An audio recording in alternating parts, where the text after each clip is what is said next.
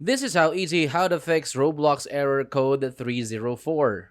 Roblox Error 304 usually means Roblox has detected missing or corrupted files. Please uninstall and reinstall Roblox from an official app store. It primarily affects mobile, Android, iOS devices. Here's a simplified way to fix it.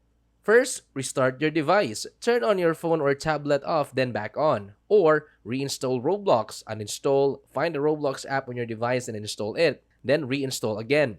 Also, you can try to check your internet connection.